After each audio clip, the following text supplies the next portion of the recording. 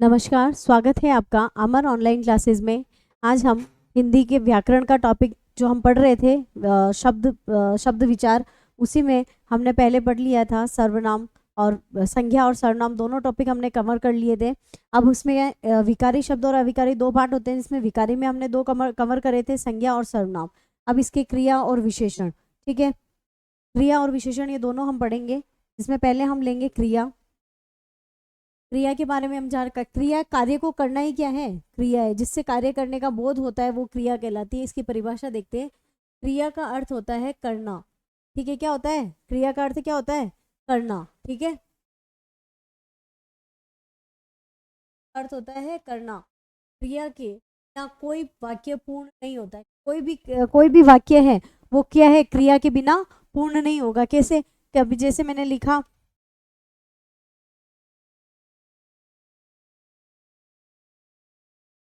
Abraham विद्यालय। अब विद्यालय क्या है, आगे कोई क्रिया नहीं आ रही है तो वाक्य पूर्ण हो रहा है क्या, नहीं हो रहा है। अगर मैं यहाँ लिखूं विद्यालय में क्या कर रहा है, पढ़ रहा है, सो रहा है ना,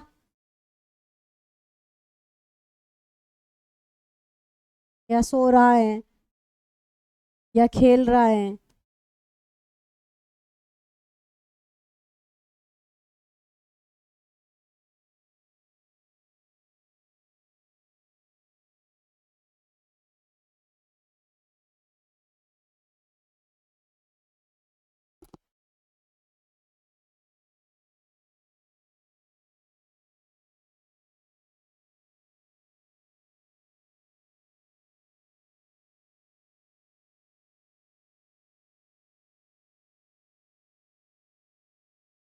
ठीक है, ये क्रियाएं लगेगी, चाहे ये क्रिया लगाओ, ये लगाओ, ये लगाओ, जब तक क्रिया नहीं लिखे लगेगी तब तक क्या होगा, वाक्य अपूर्ण रहेगा। इसलिए क्या बोला गया है कि वाक्य पूर्ण नहीं होता है।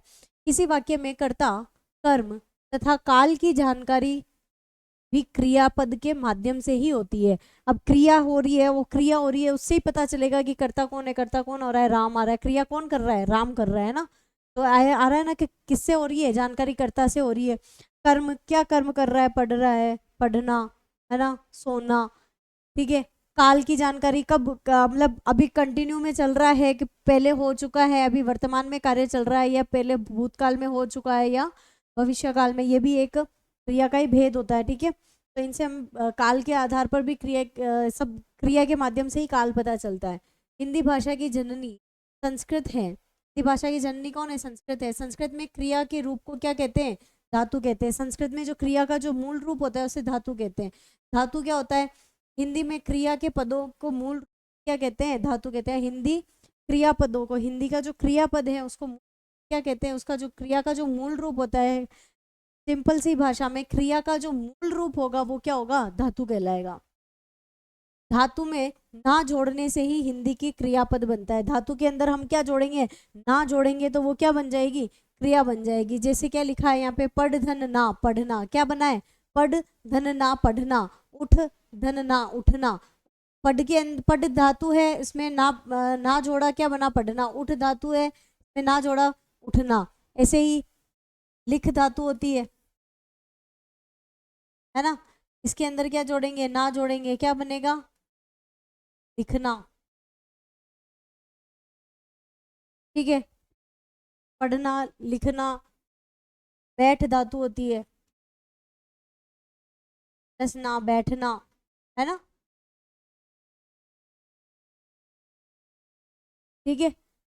तो अपने जो धातु है, धातु में ना जोड़ने पर क्या बन रहा है, क्रिया बन रही है। इसकी परिभाषा क्या हो गई, जिस शब्द से किसी कार्य के करने या होने का बोध होता है। मैंने यही बोला, जिस कार्य जिसकी क्या है, क्रिया क्या है, किसी कार्य का बोध होना है, यानी उससे पता चलता है हमें कि ये कार्य कर रहा है, वो ही क्या होती है, क्रिया होती है, उसे क्रिया कहते हैं, ठीक है। जिस शब्द से किसी कार्य के करने या होने का बोध होता है, बोध यानी जानकारी मिलना, बोध होता है, उससे क्या कहते हैं, क्रिया कहते हैं। नेक्स्ट, अब क्रिया के भेद है। क्रिया तीन भेद होते हैं। कितने भेद होते हैं, तीन प्रकार से क्रिया को बांटा जा सकता है। पहले है कर्म के आधार पर, किसके आधार पर, कर्म के आधार पर। फिर दूसरा है संरचना के आधार पर। तीसरा है काल के आधार पर। कर्म के आधार पर वापस दो दो क्रियाएं होती है, ठीक है। सकर्मक, जिसमें कर्म साथ में होगा वो होगी सकर्मक। और जिसमें कर्म नहीं होगा वो क्या होगी, अकर्मक। ठीक है, सकर्मक वापस दो भेद है कि एक कर्म के साथ आएगी वो एक कर्मक, जिसके अंतर्गत दो कर्म होंगे वो क्या हो जाएगी, द्विकर्मक क्रिया हो जाएगी। ठीक है, फिर है संरचना के आधार पर, दूसरा भेद क्या है, संरचना के आधार पर, जिसमें पहला है संयुक्त क्रिया, फिर दूसरी है नाम धातु क्रिया, तीसरी है प्रेरणार्थक क्रिया, चौथी है पूर्णकालिक क्रिया और पांचवी क्या है, कृदंत क्रिया। ये पांच भेद किसके हैं, संरचना के आधार पर। फिर क्रिया का ही तीसरा भाग है काल के आधार पर। तो अभी हमने देखा था कि बोला था कि हमें समय का काल का बोध होता है, तो वो काल के आधार पर ये तीन भाग है इसके। भूतकालिक क्रिया जो पीछे बीत गया है, जो अभी वर्तमान में चल रहा है वो आगे भविष्य में होगा। भूतकालिक क्रिया, वर्तमान कालिक क्रिया और भविष्यकालिक क्रिया। ये क्रिया के भेद कितने, तीन भेद हैं। पहला है कर्म के आधार पर, जिसके दो भेद है, सकर्मक और अकर्मक। सकर्मक के पुनः दो भेद है, एक कर्मक और द्विकर्मक। फिर दूसरा भेद है संरचना के आधार पर, के आधार पर, संरचना के आधार पर। संरचना के आधार पर कितने भेद है, पांच भेद है। संयुक्त क्रिया, नाम धातु क्रिया, प्रेरणार्थक क्रिया, पूर्णकालिक क्रिया और कृदंत क्रिया। ठीक है ना। फिर है आपका तीसरा भेद है काल के आधार पर, जिसमें काल के आधार पर कितने हैं, तीन भेद है, भूतकालिक क्रिया, वर्तमान कालिक क्रिया और भविष्यकालिक क्रिया। ठीक है, ये क्रिया के भेद है। ये चार्ट बना लेना आप।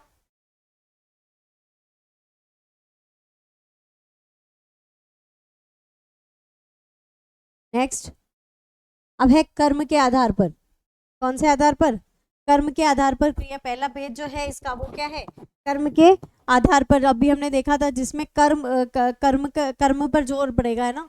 क्रिया के शब्द का फल किस पर पड़ रहा है, वह किसे प्रभावित कर रहा है, किस पर क्रिया का जो जोर है, क्रिया का जो फल है वो किस पर पड़ रहा है और किस पर जोर दे रहा है वो, है ना। इस आधार पर क्रिया किया जाने वाला भेद कर्म के आधार पर क्रिया के भेद को अंतर्गत आता है। अगर उसका जो कर्म के ऊपर जो उसका जोर बढ़ रहा है तो वो क्या हो गई, कर्म के आधार पर। इस आधार पर क्रिया के प्रमुख दो भेद होते हैं। सकर्मक क्रिया, पहला है स का अर्थ होता है स यानी सहित, सधन कर्म, है ना, इसी से बना हुआ है सकर्मक, सधन कर्म। तो स का अर्थ होता है सहित कर्म, किसके साथ है, कर्म के साथ। अतः स का अर्थात सहित, अतः सकर्मक का अर्थ है कर्म के साथ। परिभाषा क्या हुई, जिस क्रिया का फल कर्ता को छोड़कर, क्रिया का फल किसके आधार पर पड़ेगा, कर्ता का ऊपर न पड़कर किस पे पड़ेगा, कर्म पर पड़ेगा। कर्ता और कर्म दोनों आएंगे वाक्य के अंतर्गत, कर्ता भी होगा कर्म भी होगा। परंतु इसके अंदर अपन जैसे प्रश्न पूछेंगे तो, है ना, क्या से प्रश्न पूछ लिया हमने, है ना। जैसे क्या से प्रश्न पूछा तो आंसर क्या आएगा, जो वो कि भाई रमा क्या कर रही है, तो जैसे मैंने लिखा रमा भोजन कर रही है, नीचे लिख देती हूँ।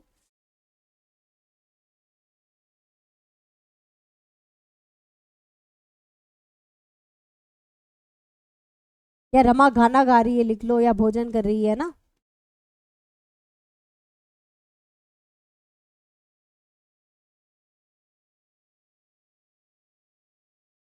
ठीक है, तो इसमें हमने प्रश्न पूछा, जैसे हमने इसके अंतर्गत प्रश्न पूछ लिया।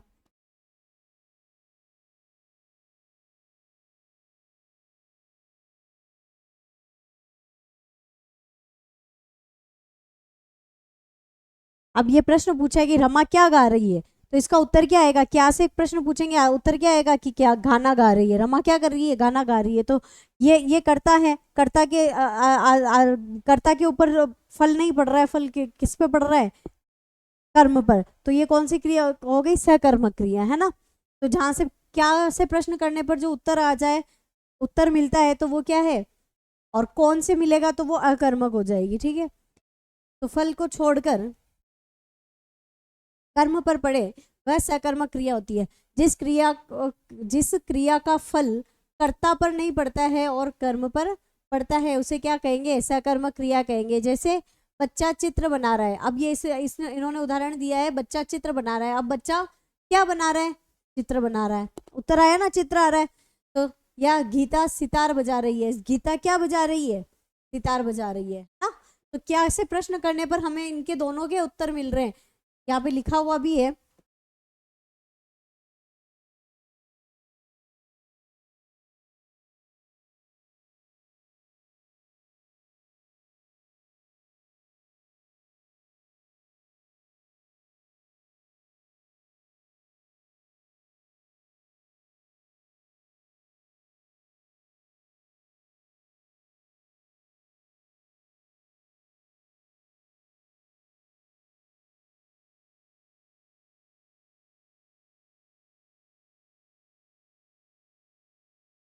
यदि अब प्रश्न किया जाए कि बच्चा क्या बना रहा है तो उत्तर होगा चित्र, है ना।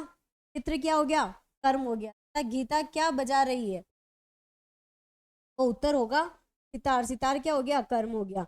और जैसे हमने यहाँ लिखा था रमा गाना गा रही है, रमा क्या गा रही है, गाना गा रही है, तो गाना क्या हो गया, कर्म हो गया, है ना। बढ़े आगे, आ गया होगा, आई होप्स आपको सब समझ में आ गया होगा, बहुत इजी है। क्या से प्रश्न करोगे उत्तर आया तो वो कौन सी है, अगर उसमें क्या से प्रश्न करने पर उत्तर आ रहा है तो वो कौन सी है, सकर्मक क्रिया है। ठीक है, अब इसके दो भेद है, एक कर्मक और द्विकर्मक। जहां पर केवल एक कर्म होगा वो क्या होगी, एक कर्मक क्रिया होगी, और जहां पर दो कर्म होंगे वो द्विकर्मक क्रिया हो जाएगी। ठीक है, जैसे हमने देखा कि जिस वाक्य में क्रिया के साथ एक कर्म प्रयुक्त हो उसे क्या, उसे एक कर्मक क्रिया कहते हैं। जहां पर क्रिया के साथ क्या है, केवल एक कर्म प्रयुक्त हो रहा है, वो कौन सी है, एक कर्मक क्रिया। माँ अखबार पढ़ रही है, तो इसमें क्या है, केवल पढ़ना, पर ये जो पढ़ रही है ना ये केवल एक कर्म है, इसके अलावा और कोई कर्म आ रहा है क्या, नहीं आ रहा है ना। या जैसे रमेश,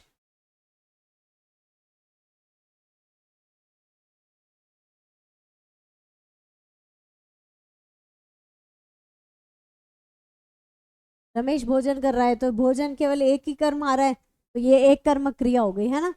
द्विकर्म क्रिया, जिस वाक्य में क्रिया के साथ दो कर्म प्रयुक्त हो, कितने कर्म आएंगे, दो कर्म आएंगे, उसे द्विकर्म क्रिया कहते हैं। ठीक है, जैसे अध्यापक छात्रों को कंप्यूटर सिखा रहे हैं। अब यहाँ पर क्या हो रहा है, अध्यापक क्या सिखा रहे हैं, क्या सिखा रहे हैं, कंप्यूटर सिखा रहे हैं, है ना।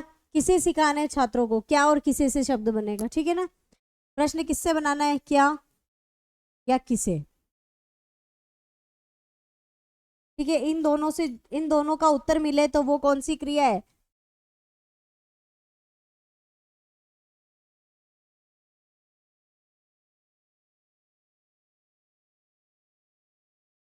सकर्मक क्रिया हो जाएगी, है ना। ठीक है, अगर इनसे उत्तर मिलता है, क्या और किसे से उत्तर मिलता है, तो सकर्मक क्रिया हो गई। जैसे अध्यापक छात्रों को कंप्यूटर सिखा रहे हैं, क्या सिखा रहे हैं, कंप्यूटर। किसे सिखा रहे हैं, छात्रों को सिखा रहे हैं। की व्याख्या देख ले, क्या सिखा रहे हैं, कंप्यूटर। ठीक है ना, आया ना।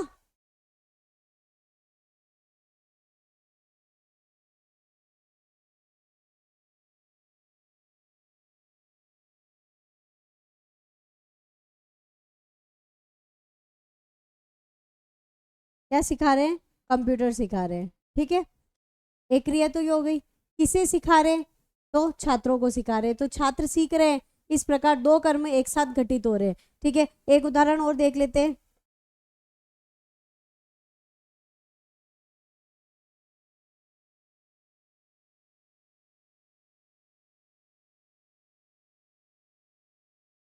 राम श्याम को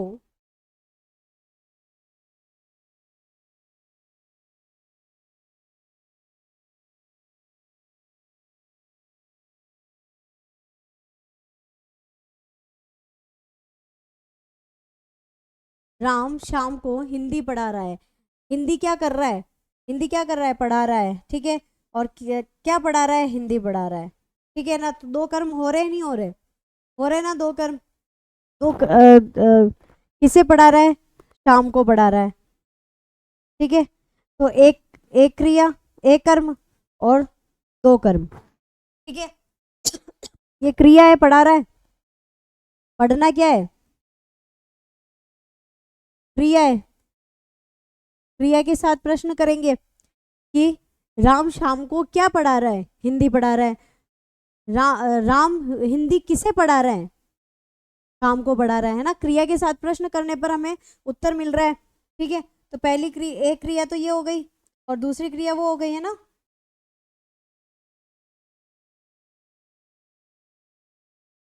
ठीक है, शाम और हिंदी दो क्रिया हो गई ना, द्विकर्मक क्रिया हो गई। क्या और किसे, दोनों से प्रश्न, क्रिया के साथ प्रश्न करना है, तो प्रश्न करने पर हमारे पास जो उत्तर आएगा, अगर कर्म का उत्तर आ रहा है तो वो सकर्मक क्रिया हो जाएगी। अगर कर्म नहीं आ रहा है, उत्तर नहीं मिल रहा है, क्या और किसे से उत्तर नहीं मिलता है, तो वो कौन सी क्रिया हो जाएगी, अकर्मक क्रिया हो जाएगी, जो कि हम आगे देखते हैं अभी, है ना। बढ़े आगे।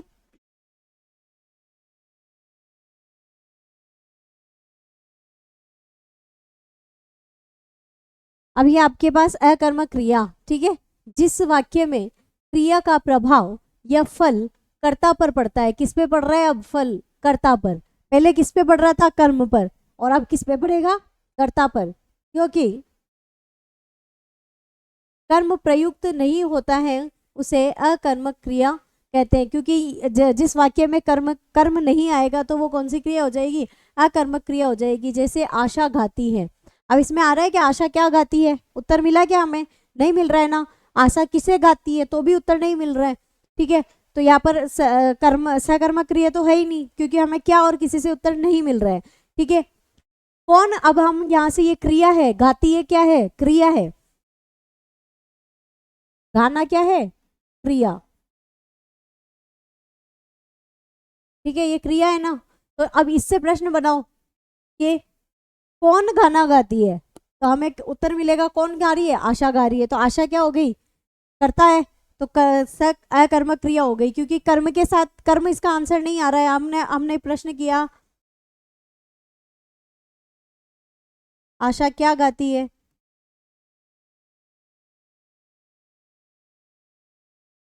उत्तर आ रहा है क्या इसका? कोई उत्तर नहीं आ रहा है। हमने उत्तर प्रश्न किया क्रिया के साथ आशा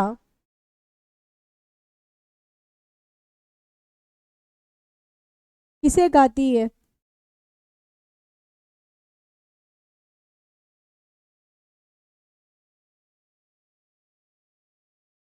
आशा किसे गाती है?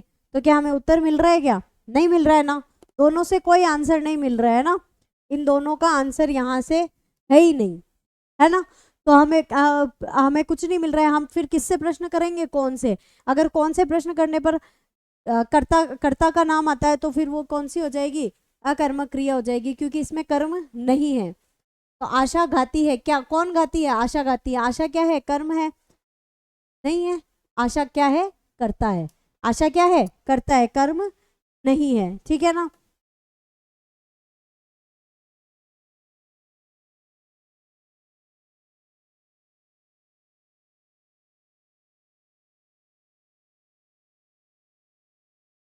और उदाहरण देखते हैं अपन।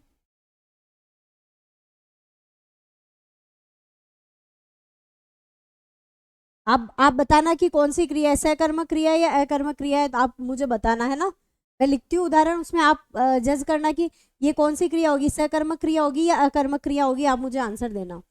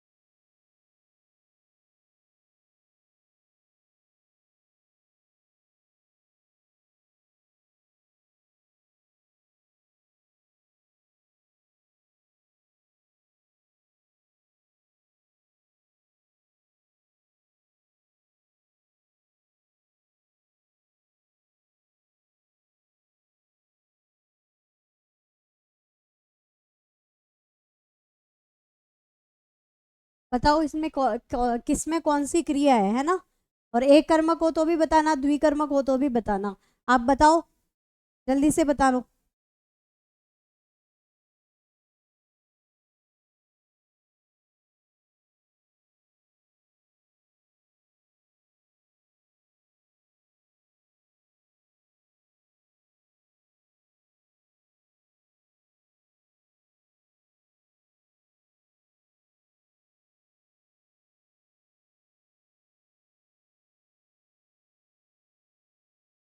पहले में कौन सी क्रिया होगी?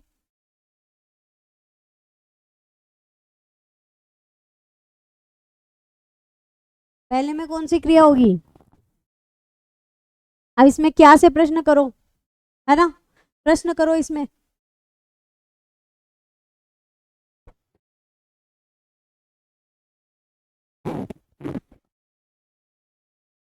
जाना क्या है, क्रिया है।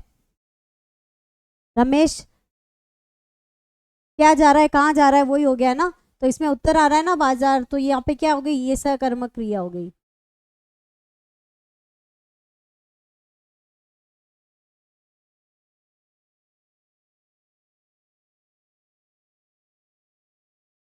और एक ही कर्म आ रहा है, ठीक है। फिर गीता खा रही है, गीता क्या खा रही है, आ रहा है क्या? किसे खा रही है, कहाँ खा रही है, कुछ भी आंसर नहीं आ रहा है, तो ये कौन सी हो गई, अकर्मक, है ना। अपने उत्तर मिलाना, आपके उत्तर सही है क्या? फिर है, अध्यापक छात्रों को गणित पढ़ा रहे हैं, अध्यापक छात्रों को क्या पढ़ा रहे हैं, गणित पढ़ा रहे हैं, उत्तर आ रहा है। किसे पढ़ा रहे हैं, छात्रों को पढ़ा रहे हैं। तो एक तो आंसर यहाँ से आ रहा है, एक यहाँ से आ रहा है ना। तो कौन सी क्रिया हो गई, द्विकर्मक क्रिया।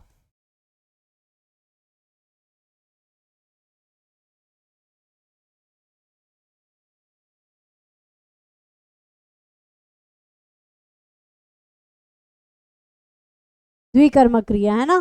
फिर इधर पूजा विद्यालय में पढ़ा रही हैं, पूजा क्या पढ़ा रही है, नहीं आया आंसर पर, कहाँ पढ़ा रही है, विद्यालय में, तो विद्यालय क्या हो गया, कर्म हो गया। तो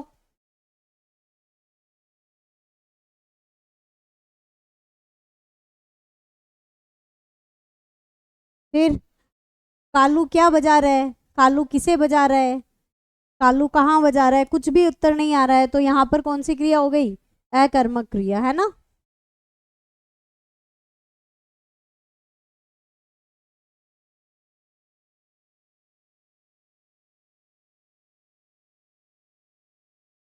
ठीक है, समझ में आ गया होगा आपको, ठीक है ना। सकर्मक और अकर्मक दोनों में आपको पता चल गया होगा।